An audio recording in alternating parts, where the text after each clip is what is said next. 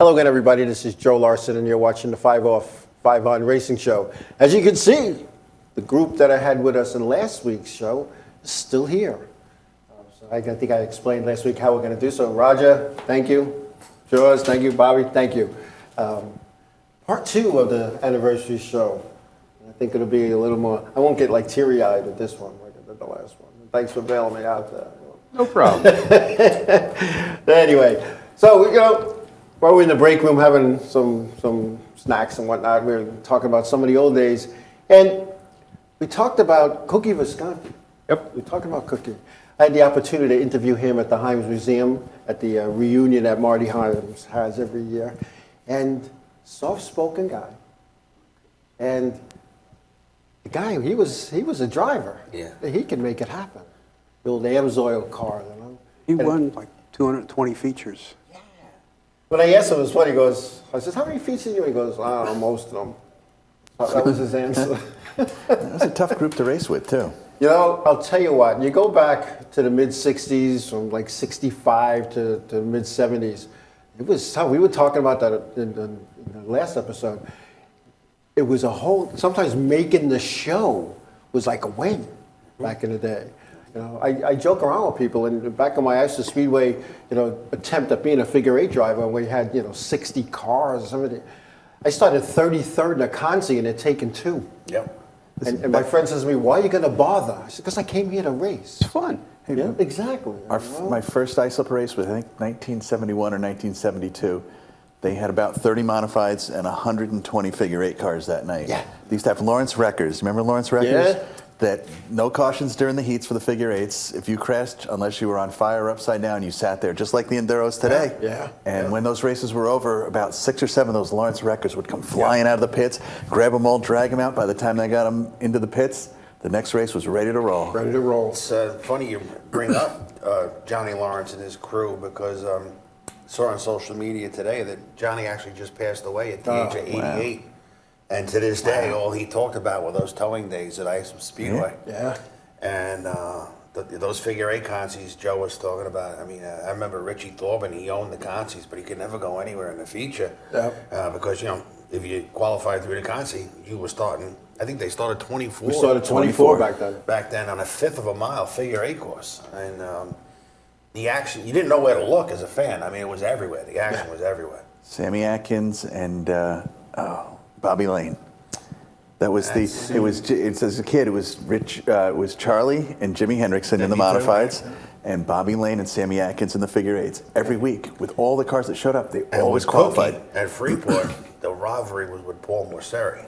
Yes. And it's kind of funny, because a couple of years ago, Cookie's son, John Visconti, who's owned the Legend cars the last couple of years and will be going to Riverhead Modified Crate this year, actually had sponsorship from Jamie Morceri's company. And so the two rivals kind of meshed together, which goes to what we said in part 1 of this anniversary show, that, even the hottest of rivalries. I mean, I remember Jack Sinat in the Long Island Press doing a story how Charlie Jazombek was starting to get all the cheers, and Jimi Hendrickson was starting to get booted ice. Imagine Jimi Hendrickson getting booted ice. Mr. Clean. Gentleman Jim.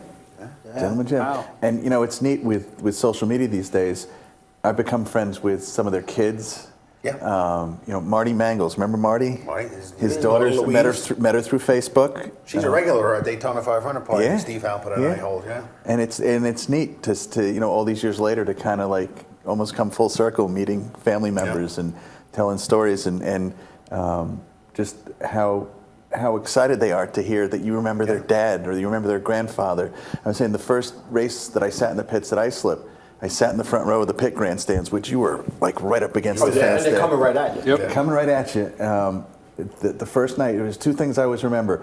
One, I was sitting next to Grandma Brunholzel, which I don't. Oh my God, she was legendary. But I had a conversation with her for about 10 minutes between the races, and I'm thinking, how cool is it? This little old lady is hanging out at the races. And then she got ready to walk away. She told me who she was. I was, in awe. Yeah. And that same night, Wayne Anderson, after his heat, his throttle stuck, and he hit the wall right in front of me. I remember that. And I got showered with all sorts of stuff. And being the first time I was ever in the pits, I actually thought that was pretty cool. I got stuff from Wayne's car on me, If I remember that night correctly, his glasses flew off his head and went in the grandstand. And the announcer's booth was saying, if anybody finds a pair of glasses, they're Wayne They Anderson. were probably behind me someplace. Oh, yeah. He went back out and qualified in a backup car that night. Yep. And back then, guys brought 2 cars to the track, some of them. Yeah, they did, or, the will to race back then was very different. Because I remember Gary Creddy, he lived out in Hampton Bays. He's a very successful businessman to this day out here. And it was him and his dad that used to tow that number 396 coupe from their home in Hampton Bays. And Gary blew the motor. I don't think it was in practice.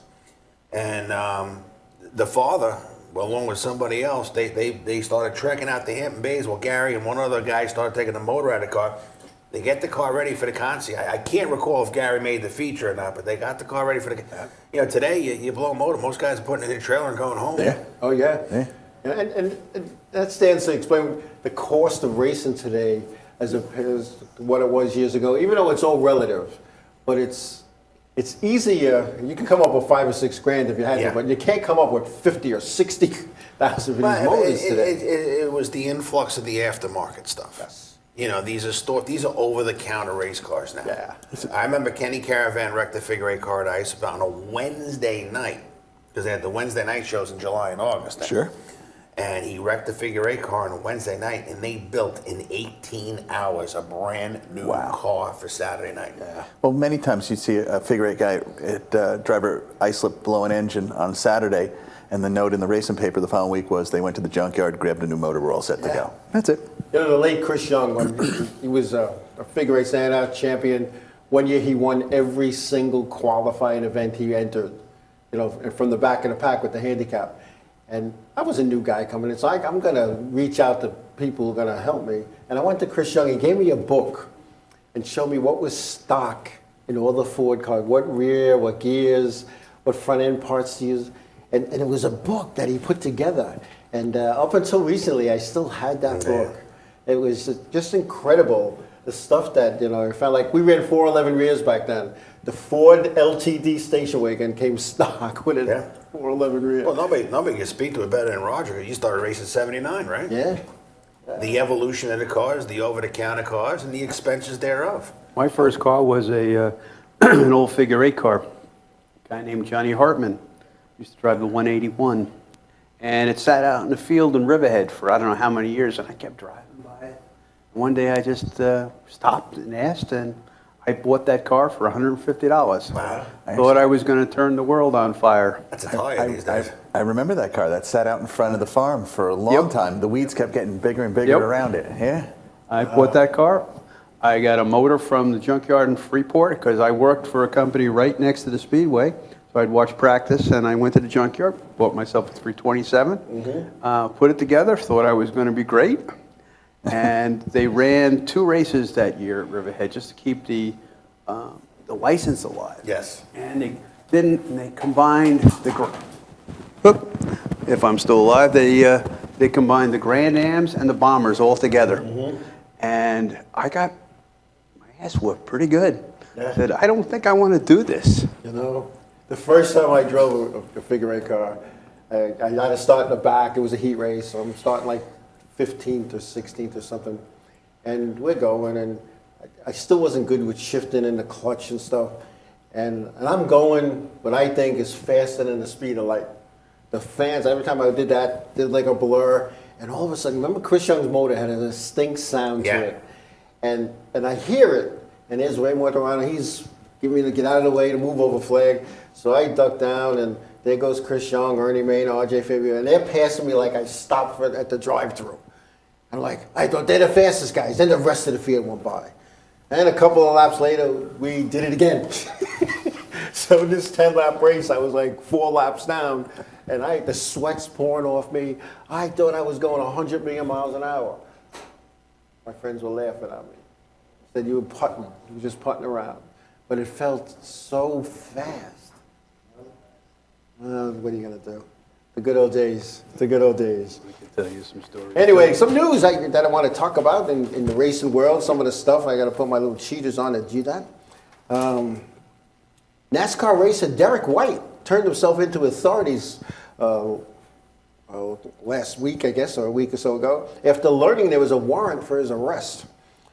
Canadian officials, along with assistance from the United States Drug Enforcement Administration and Homeland Security started the investigation in 2014.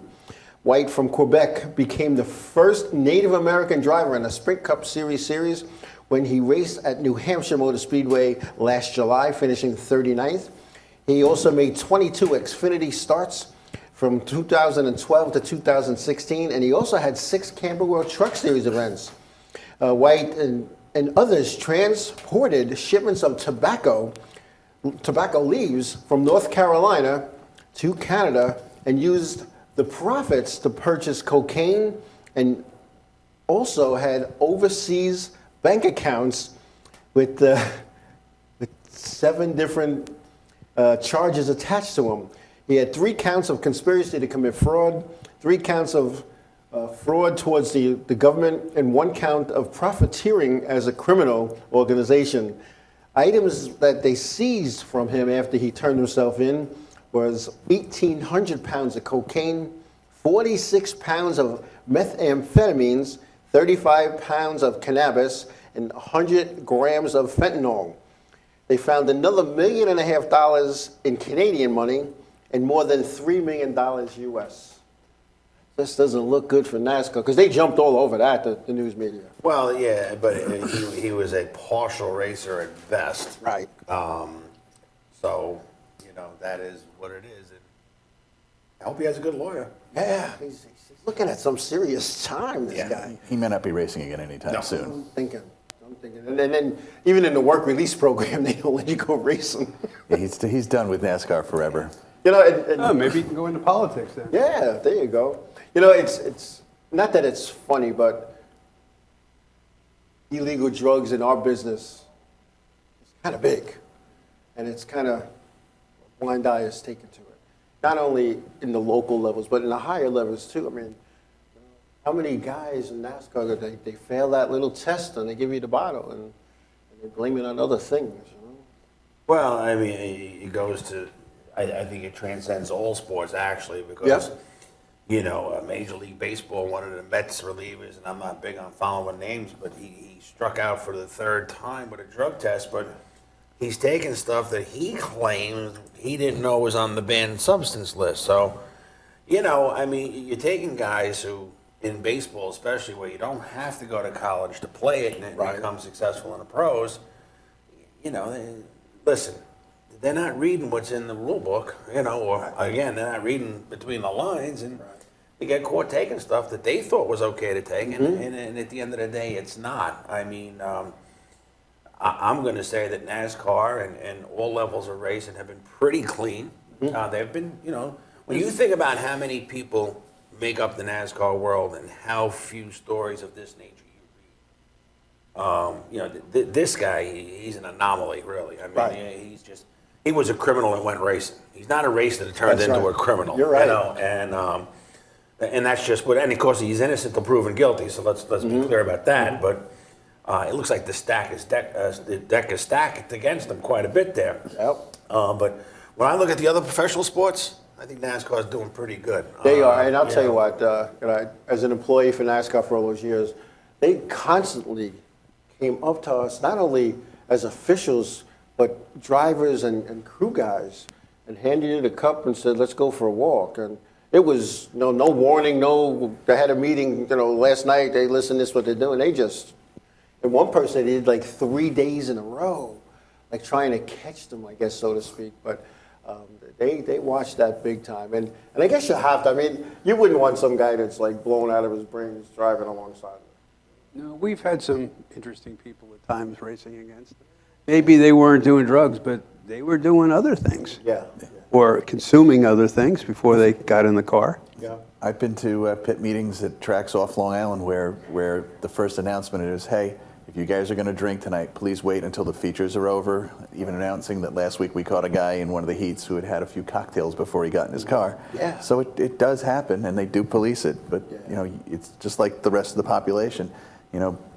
This percentage of them are going to do something. The majority in the middle don't, or occasional, and some people never do, and it's inevitable. You're going to have somebody occasionally gets caught. NASCAR puts out quietly press releases of crew members, in anything, could be media or whatever, who they've put on probation. Where they've suspended for a certain amount of time, have to go into the program before they can come back in. Well, they just don't publicize it. A.J. Allmendinger. Right. Had to He go was through. one of those. Now, Yeah. he took a over-the-counter that had a substance in it that he did not know was on the ban list. Now, that's what he says. Did he know? Did he not know? Well, listen, it doesn't really matter. He wasn't out running tractor-trailer fulls of cocaine back and forth. Yeah. Or tobacco leaves. Or tobacco leaves or whatever it might be. So, I mean, listen, you take cold medicine. Listen, you take cold medicine and it says do not operate heavy equipment, but then you go drive your car. So, I mean, I just think it's such a minor part of the sport now, and NASCAR drivers to me have a squeaky clean reputation as opposed to people in other sports that are getting arrested for handgun possession and high draft choices. In the NFL, that can't stay out of casinos and drinking. And listen, I think NASCAR is really clean. Well, also, your NASCAR is different that you have big sponsors that. If you get caught doing any of that, you lose your money quick. You lose your sponsors quick. So I think, and you get blacklisted pretty quick too. Yeah. And you're not going to get in another car. No. Hey, we're going to take a break. When we come back, we're going to talk about Martinsville and Kyle Busch's domination last weekend at Martinsville.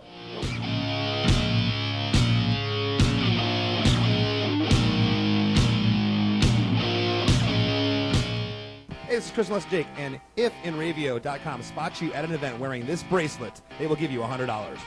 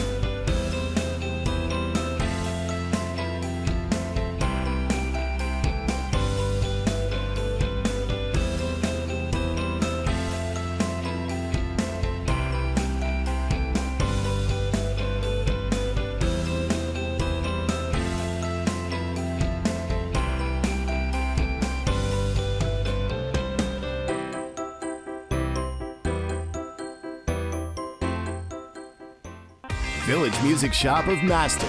1-800-HEY-DUDE, your full-service store with personalized attention, school band instrument rentals and sales, music instruction on all instruments for all styles and age groups, for guitars, drums, amplifiers, PA systems, and accessories. It's Village Music Shop, 1495 Montauk Highway in Mastic. Call 1-800-HEY-DUDE or go to villagemusicshop.com.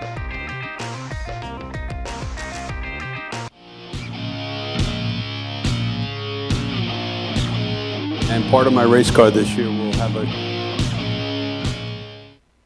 Hey, Martinsville results. Let's start with the Camera World Truck Series. Try to shut me up that quick, huh? I was just, It doesn't work that way. I see Host that. and producer. Yeah. Anyway, Kyle Busch took down the win in the Camera World Truck Series race in You're kidding. Martinsville. Really? Yeah, he did. That's really news. His news. Yeah. The And when are people going to see this show? week after. A.J. Allmendinger was second. Kyle Larson was third. Austin Dillon was fourth. Let's see, Brad Keselowski fifth. Carl Edwards. Oh, that's the Cup. Never You mind. don't have this memorized, right? I don't. It's That Truck was the top Series. I'm six reading the wrong day results after. here. You got me all messed up. Kyle Busch. There he is. Safe. There he is. A green-white checker finish. John Hunter Nemechek was second. William Bryan was third. Kyle Larson fourth. Timothy Peters fifth. Spencer Gallagher was sixth. Matt Crafton seventh. You'll be fine, Joe. I'll be fine. Parker Klingerman eighth.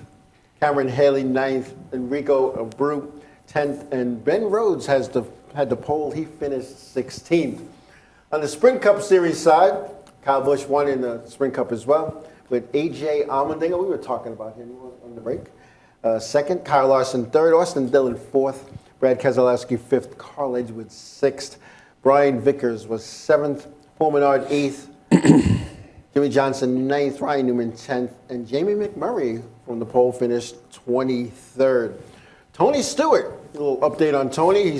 There is no timetable for his return. I thought you were going to say he just injured his back. Well, listen, you can't mess. You can't mess with a back. You know. But let's just for a second, if I might shift gears a little bit. How about Haas Racing in the Formula One circuit? Of course, Haas Racing partners with Tony Stewart. They're fifth in points. In Bahrain, they were fifth in the race, and it's just unbelievable that Gene Haas has taken an American-based team From to nothing. the hoity-toity and super technical land of Formula One. Yeah. And he's got some head spinning over there. And it's great to see. It really is great to see. You know, for how many years have the Europeans been coming over and invading the IndyCar series? It's nice to see it for once go the other way. Right. What many consider the highest and the most elite form of racing in the world. Oxy, you drop that thing more than you drop the steering wheel. Is it still working? Are we put it in cut your off? pocket? Are we cut off finally? I'll put it right here.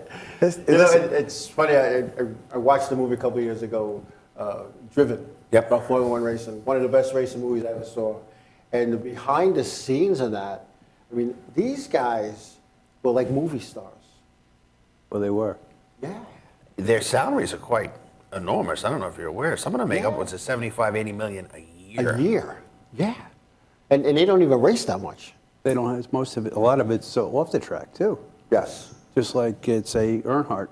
I mean, he makes more in doing, TV and commercials than he does racing on the track. Yeah. Well, and that's listen, big time racing, whether it's NASCAR or Formula One or IndyCar, and Dale Sr. was one of the first ones to recognize the merchandising of NASCAR. Owned a merchandising company for a while there. And so, yeah, their money is all made in ambient, non-racing. Right. It's great. I think it's great. Merchandising.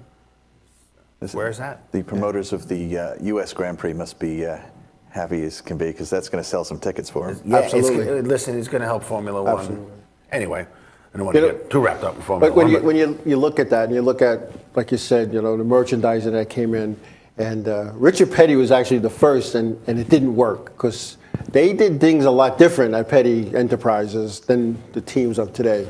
And they kept everything in the family, and they weren't marketing people. Now here comes Dale Earnhardt, and he has a bunch of people whispering in his ears, and diecast is the way to go. And all of a sudden, bam. Your name will sell a lot. Yes. Register your name. Register the number of your car. Yeah. Steve Park said that he learned so much from Dale Earnhardt, and the majority of what he learned had nothing to do with racing on the track. Right. It was what the business side of racing and preparing yourself for after racing. Mm-hmm. And I think Steve would be the first one to tell you that it was the best lesson Dale ever taught him. Oh, without a doubt. I had the opportunity when I worked a race out in Iowa, and I flew back with Dale Earnhardt's sister-in-law.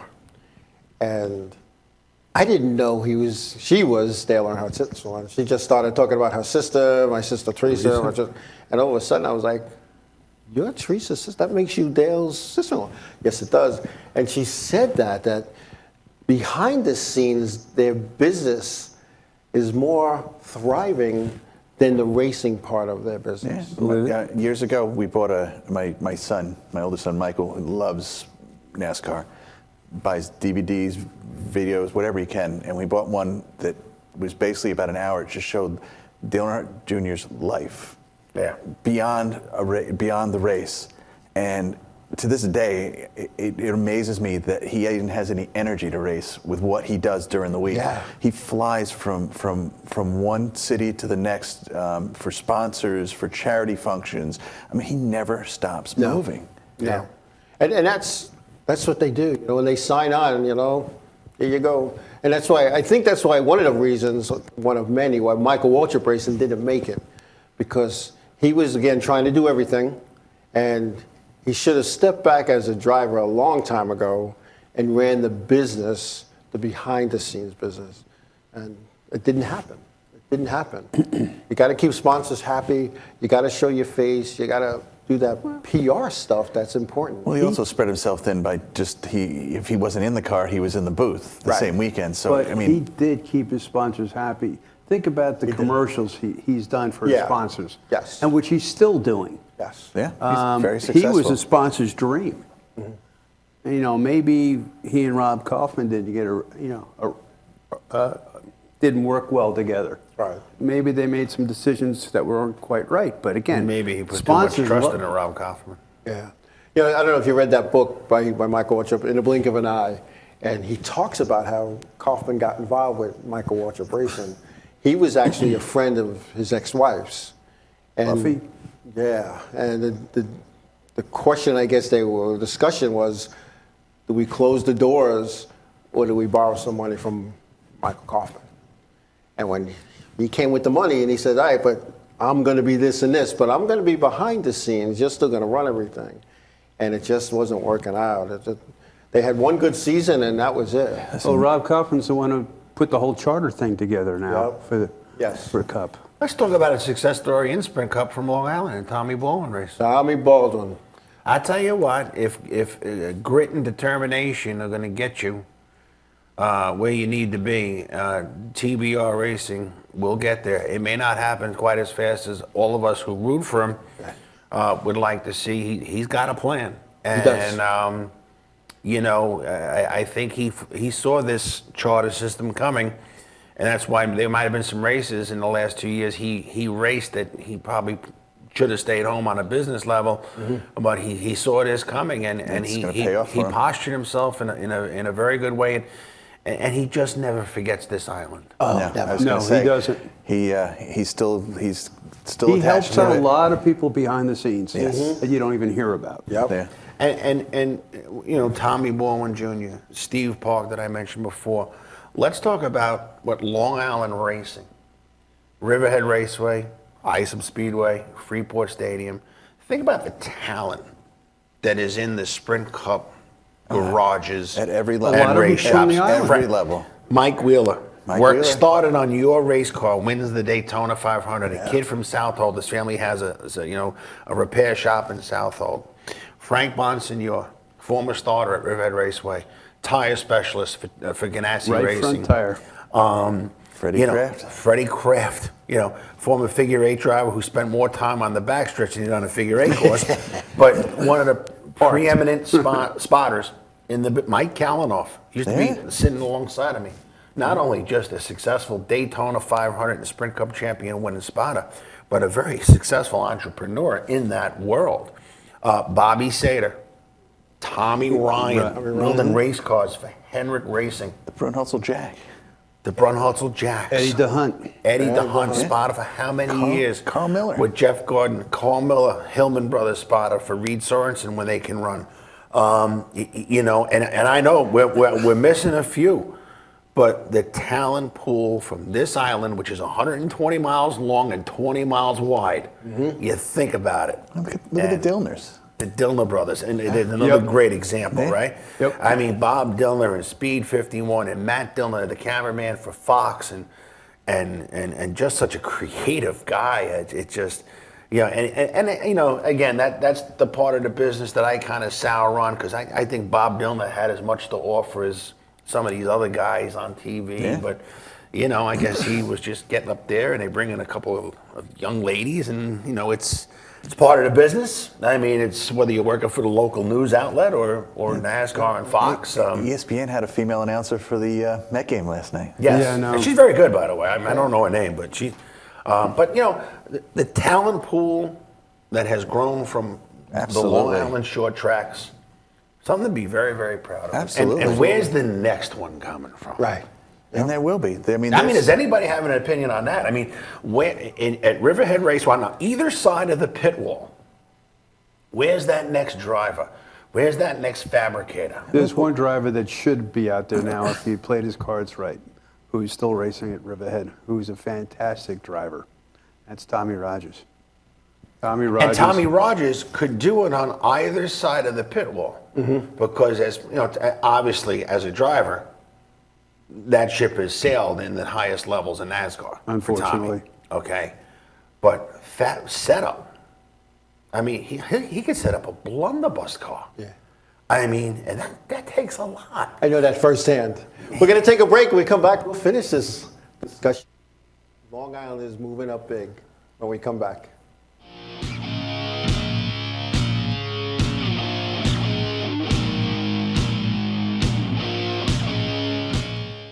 The world of advertising has changed. Radio, TV, and newspaper revenues have declined drastically. Why? Because businesses have realized that advertising return on investment isn't what it used to be. So what can we do about it? Well, that's easy. Advertise online. Own a local restaurant, real estate agency, or even a national retail chain? Whatever your business, Inravio can get your message out there. And we can do it at a fraction of the cost. Call today and see the difference for yourself. This isn't TV. This isn't radio. This is Inravio.com. Hey, this is Christmas Jake, and if Inravio.com spots you at an event wearing this bracelet, they will give you $100. Village Music Shop of Mastic. 1-800-HEY-DUDE. Your full-service store with personalized attention, school band instrument rentals and sales, music instruction on all instruments for all styles and age groups, for guitars, drums, amplifiers, PA systems, and accessories. It's Village Music Shop, 1495 Montauk Highway in Mastic. Call 1-800-HEY-DUDE or go to villagemusicshop.com. Hey, I'm Raul Panther. And I'm Commander B. Hawkins. And I'm Mark Welly. We're some of the proto men. If we see you without this bracelet, you're punching the. But if you have this bracelet from Inravio.com, you can win $100. Put one of these on, or else.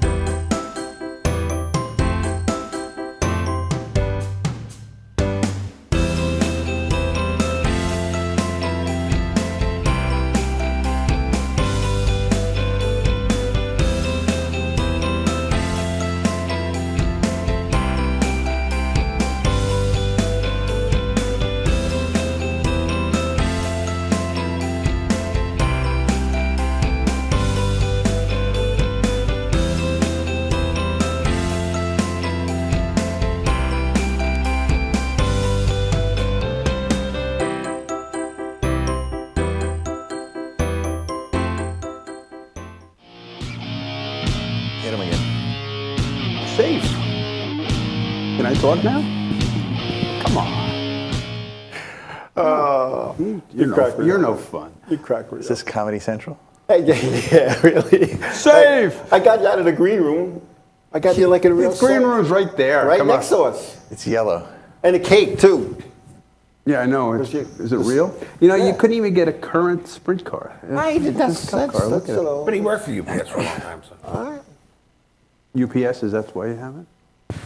Yeah, well, that's not even mine. It just was here. Oh, okay. It was just here. But anyway, it was a good, like I always said, during the breaks, sometimes I wish we were going live. We came up with some more names that from Long Island. You know, Tony Abina, Tony late model Abina, driver. Timmy Timmy Contarino, Contarino. fabricating for Red Horse Racing, I believe Yeah. it is. They're actually doing a special project for Ray Everham and Dale Earnhardt Jr. They're converting El Camino Yeah, over. So the talent pool is rich. yes, it is. Now, Bob, but looking at 2016, exciting. New owners, new stuff. Listen, excited. You know, this is going to be a grand opening day. I think to end all grand opening days. As I said earlier, Barbara and Jim Cromedy sell the racetrack. They were like a second set of parents to me. Yeah. I know they feel the same way about me. It's going to be different, but you know, change is exciting. And you know, when Eddie and Connie and Tom Gatz bought the racetrack, you know, everybody knew the immediate future of racing on Long Island was safe. Now they back that up during this entire off season. They've worked 7 days a week. They've been blessed with somewhat of a mild winter. Yeah. They won't quit at the current point, but nonetheless, every building, restrooms, concession stands, new roofs, new walls, new kitchen equipment in every concession stand. Every restroom facility, same thing. All new fixtures. There's nothing. The wiring. All the everything. Well, they're having new lights, everything. new sound system too, aren't they? That's in the works. Time is starting to run thin. I don't know what's going to be completed and what's not going to be completed. The moving of the tech area. Yep. Up to the top of the pit area, so the fans can kind of see what goes on behind the scenes. Scales are moved. Everything's up that Yep. way. Nice. There's going to be live music 2 hours before the races, and a new beer garden, which will be in the Turn 3 Midway area. That's also going to offer not just the Miller products, but twisted tea and some wine selections for the ladies. They're going to have an event tent, from what I understand. Event tent right behind me for corporate sponsors. Listen, let's get to the racetrack and the Granite State Pro Stock Series. 100 laps for cars that have never gone any further south than Waterford, Connecticut. Me personally, I can't wait to see the Neiman Midgets. Neiman Midgets. It's going to be a great show. On May 28th, the Alan Cantor Memorial. And there was a guy that I knew from my days in the mini modifieds with Timmy Connerino's dad, Tony. The Neiman Midgets coming down to run the Alan Cantor Memorial. It's going to be a great show. The New England Truck Series. And of course, there's a couple theme nights. I'm going to have to grow my hair. We have a mullet night coming luck up. with that. Elvis night. Smokey will show up for that. The energy that moving forward and change is good. Barbara and Jim Cromney, as we mentioned in the first segment of this anniversary show, they were warriors. They were loyal to the races. They sold it as a racetrack, and they were steadfast in that belief and commitment. So now we move forward. It's just going to be. Listen. I think it's like I said. I haven't even gone out there yet. I want to be like a kid at Christmas. I want to come down the stairs and see the brand new present. I've been there. It's and, impressive. And Roger's been there. They put millings in the parking lot closest to the pit area. That's going to make that terrain all smooth out there. The back parking lot is almost all the way out to the railroad tracks in the back now. All that unused to the tree property line? is now parking area. Well, I think it's just been funny all winter hearing people saying that they took a ride out to take a look at it. Yeah. I mean, I pass it there all and the that's time. a testament to what they're doing as well. You're right. You see a lot of. You've had pictures on social media. I think John Santoro has had some pictures. John Dominic Santoro. people are excited about bathrooms. I mean, it's Yeah, the it's a food. bathroom. Listen, you go to any sporting event. I happened to be in Tampa recently, and I went to a hockey game at the Amalie Oil Arena down there. And it reminded me a little bit of the old Coliseum. They had 93 beer stands and 4 bathrooms. I mean, and the bathrooms were clean, but when you use them that much, no matter the bathrooms, the restroom facilities. You go to a restaurant that has your grade A, top of the shelf New York style food, and you go to the bathroom and it looks like you're at a gin mill.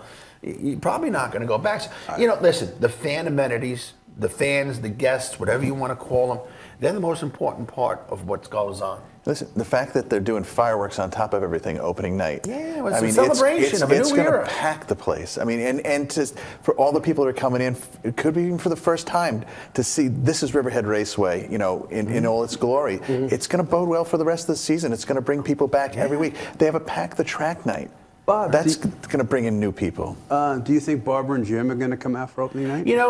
No, not from. I know for a fact they won't be. They usually would come up the week before, the midweek of the second practice. They're not going to come up until a little bit later in the summer. Now, they have said to me that they would make a visit to the track when they're in the New York metropolitan area.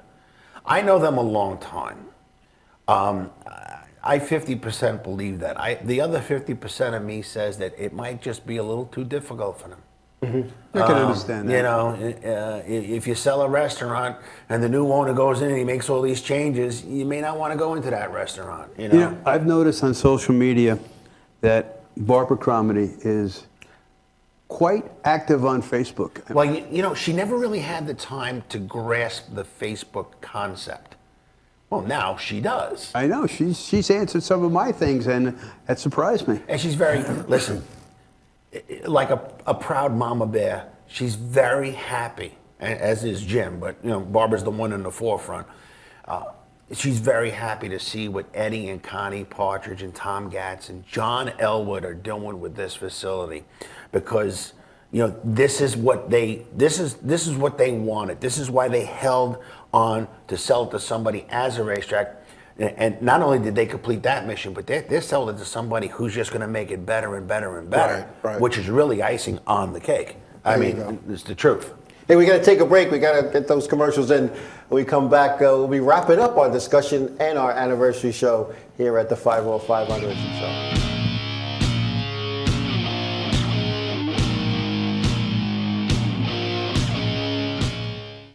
What's up, guys? We're Scano Fair, and we're here with Inravio.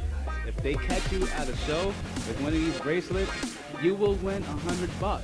That's a lot of money. So get a bracelet. Do whatever it takes to get that. Hit them up online.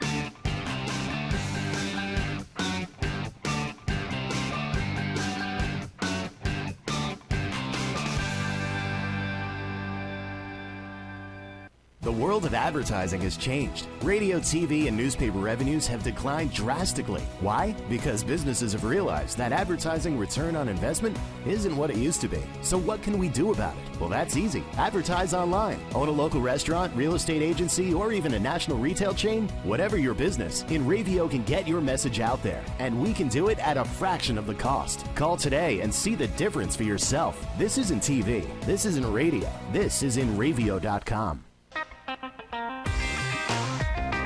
It's always been important to us to have music a part of our lives, part of our children's lives. At Village Music Shop, Bonnie and Chuck have not only made it possible for our kids to learn and understand and read music and enjoy playing a musical instrument, but they've also made it fun. I really like coming here. I like coming to Village Music because everybody here is nice. And they've inspired some creativity and imagination and taught them discipline.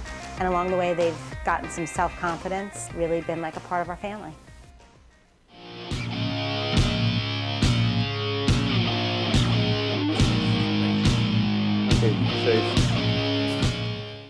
Hey, we're back.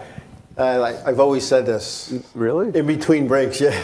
The conversation sometimes, we're talking about payouts and costs to get in and things of that nature. No matter what the payout, like Bobby just said, no matter what, they're going to come race. And Did he say that? Yeah, he did. I thought I said that.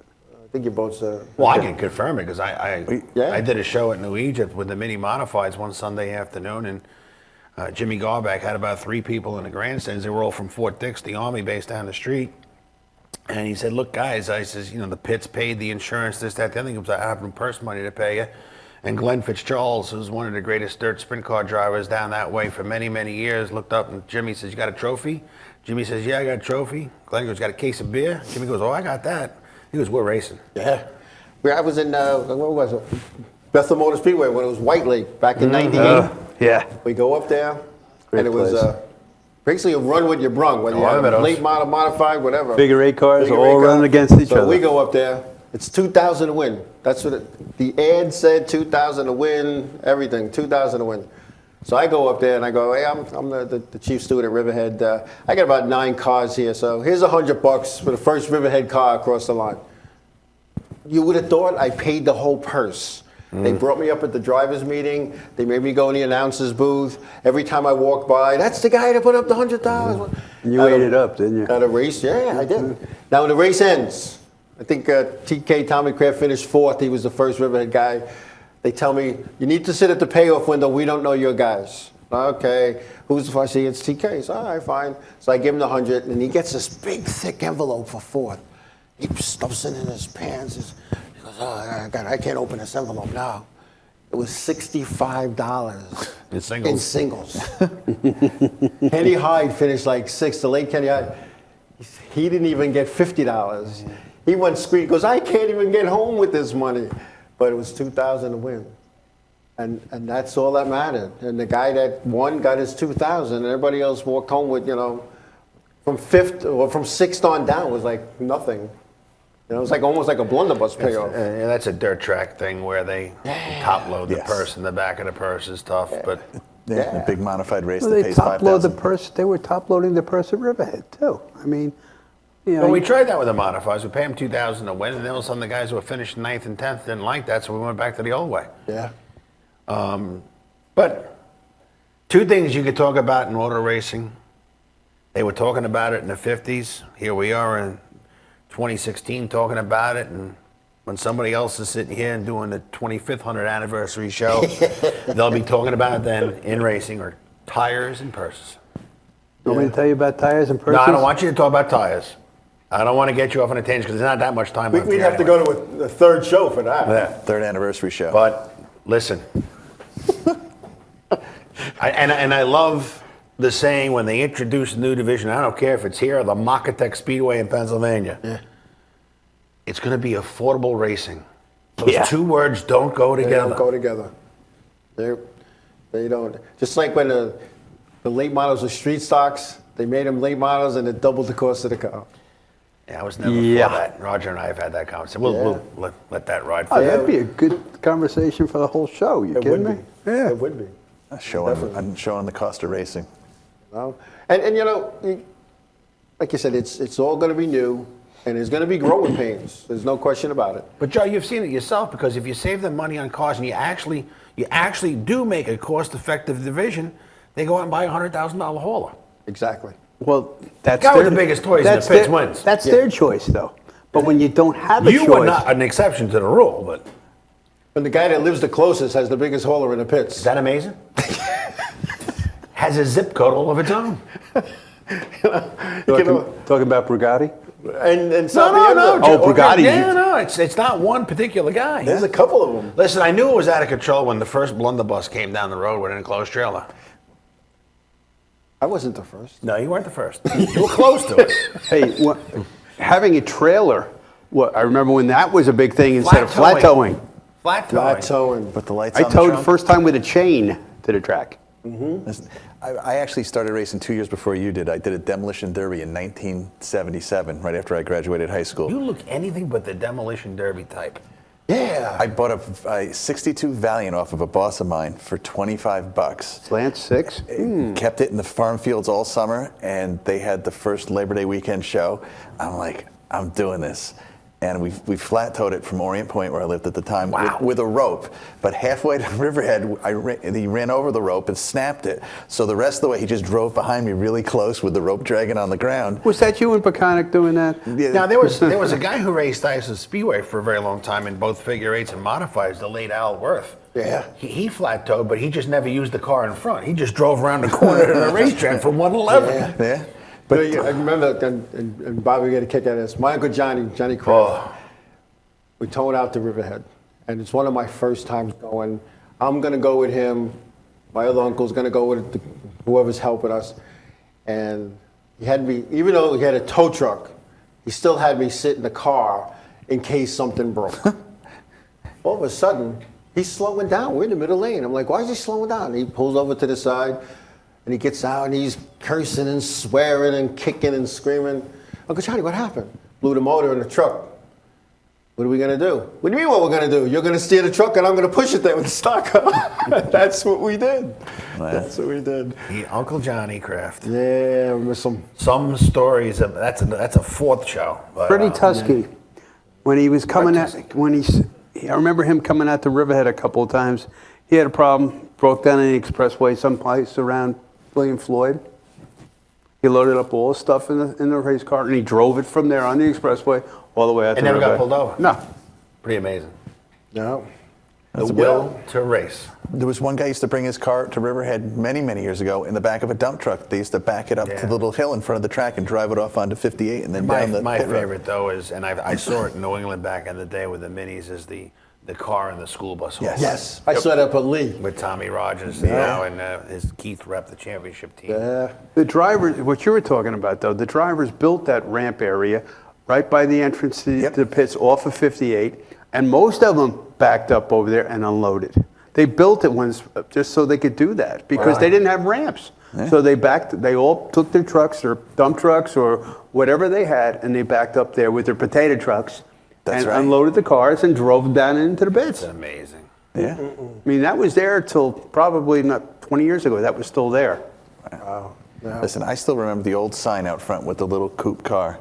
That was there for a long time. Used to light up. Well, yep. Yeah. When we were kids, when we saw that thing, we'd be like, go to the races. And we used to live in Orient, and there were no stores that way. We had a shop in Riverhead.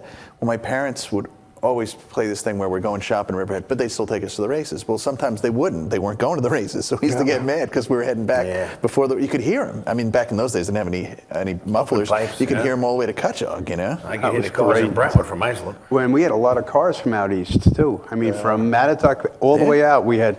You know, you had the Gary Winters, Jimmy the Claus Tyler, brothers. You had Gary Winters.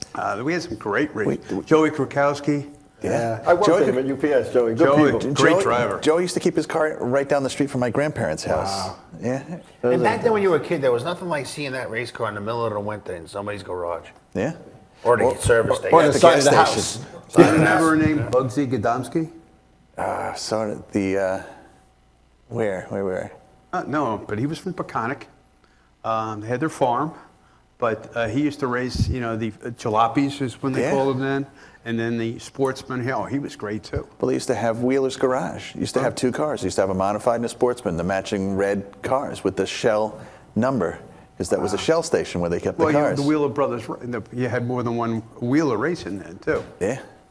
And for whatever reason, I remember they used to start Gang of Fire, first 10 laps of every race, and by the time the race was over, they were somewhere in the back someplace. Mm-hmm. Well, you also back in the day ran the sportsman and the modified together.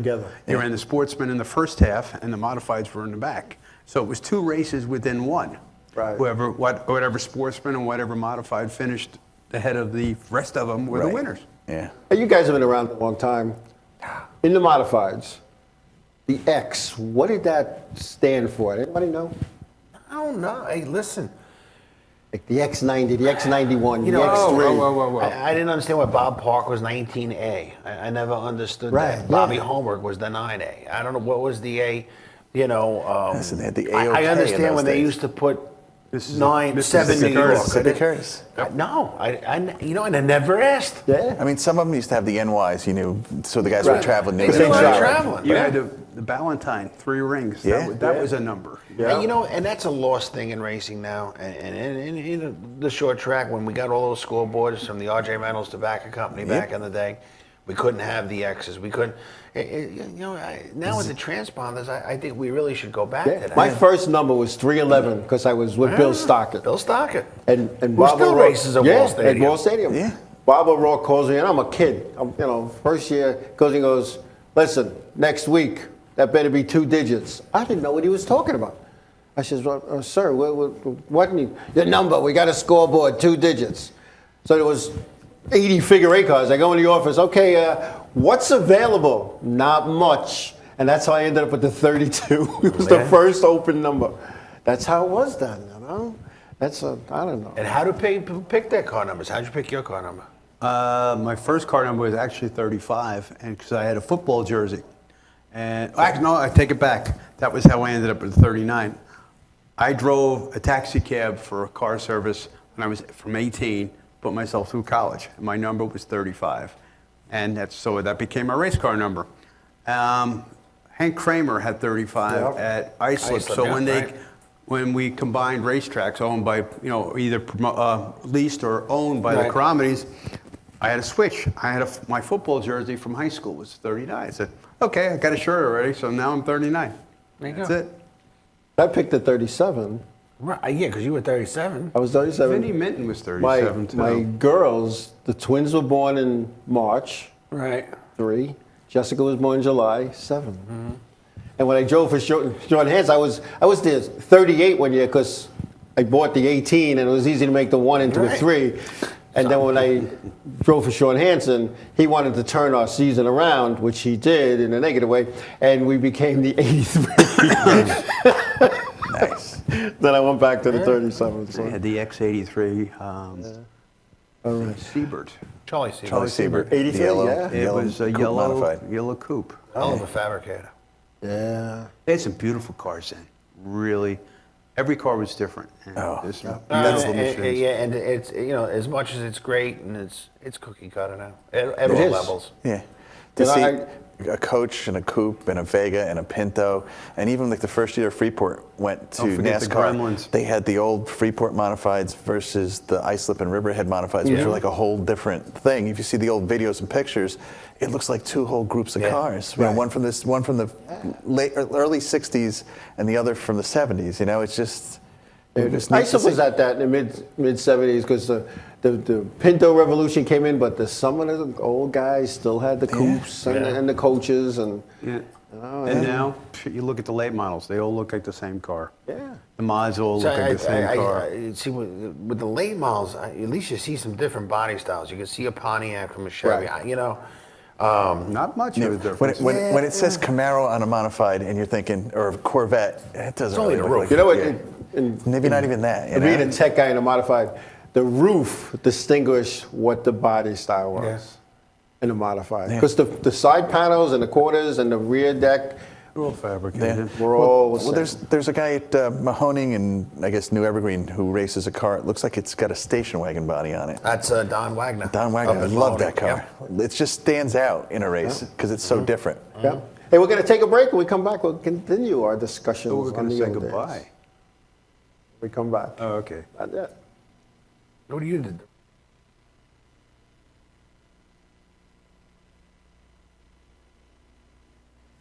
Hey, I'm Raul Panther. And I'm Commander B. Hawkins. And I'm Rich Weller. We're some of the proto men. If we see you without this bracelet, you get punched in the. But if you have this bracelet from Inravio.com, you can win $100. Put one of these on, or else. For over 60 years, Hanson Carpet has put the customer first, providing only the finest quality products and service. And Hanson Carpet is so much more than just carpet. We also carry a wide selection of window blinds and shades, and our licensed and insured technicians can service any of your flooring or window covering needs. Browse our huge selection of laminate, carpet, linoleum, vinyl, and tile. Stop by our showroom today or visit HansonCarpet.com. No matter what your project, Hanson Carpet has got you covered. Village Music Shop of Master. 1-800-HEY-DUDE. Your full-service store with personalized attention, school band instrument rentals and sales, music instruction on all instruments for all styles and age groups, for guitars, drums, amplifiers, PA systems, and accessories. It's Village Music Shop. 1495 Montauk Highway in Mastic. Call 1-800-HEY-DUDE or go to villagemusicshop.com.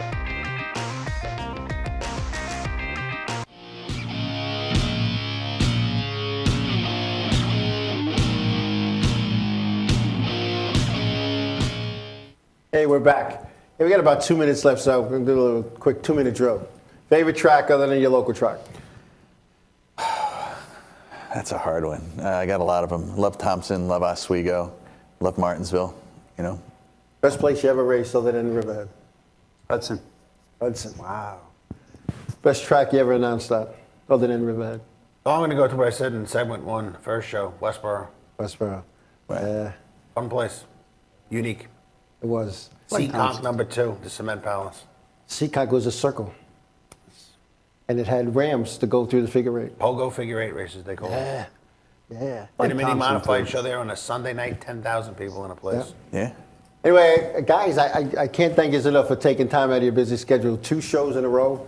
It still counts as number 250 because we're going to combine them. But I thank you. And Raj, I'll tell you, I've watched the race for a long time. Mixed emotions about this last season. Not me. You know. I'm looking forward to it. I told you. I'll tell you what, and real quick, I know I'm running out of time. When I left that place in 2002, the only guy who still called me on a regular basis was you. And that says a lot. I just want to keep busting your balls. That's all. I know. And you're good at it. You say that on this show? Oh, Yeah. sure. Yeah, well, They didn't tell me that an hour ago. And, Balls. Yeah. And Jaws, again, myracenews.com. It's in good hands. Thank you. And when I talk to Walter, I'm going to remind him it's in good hands and put it in good hands. And Bobby, I got to wish you the best in 2016. Hey, looking forward to it. Come on and see us. I used to joke around and say, well, when you buy a new house, you get new furniture. They kept the old furniture. They kept some of the old furniture. So far. So No, far. can I say, Riverhead would not be Riverhead without him calling. Absolutely. absolutely. This guy could Thank make you. time trials No, exciting. I mean that sincerely. Thank you. You But, are the boys of Riverhead. Yeah. No. Like, Hope to continue in that until they wheel me out of there. there you go. From Enduros to Modifies, to hear your name called by Bob is That's right. quite a thrill. That's right. Anyway, I think we're wrapping up. So we're, again, thank you. Show 250. Thanks for being a part of it. 5 years here at 505 on and Inravio. Again, I thank Bonnie and Chuck and the staff here at the Inravio. And this is great. Not paying attention to you out there. No. So, again, thank you, everybody, for tuning in, watching, taking time out of your busy schedules, and wherever your endeavors are going to bring you this week, be careful, be safe. Give somebody a hug. Tell them you love them. God bless you all. See you next time.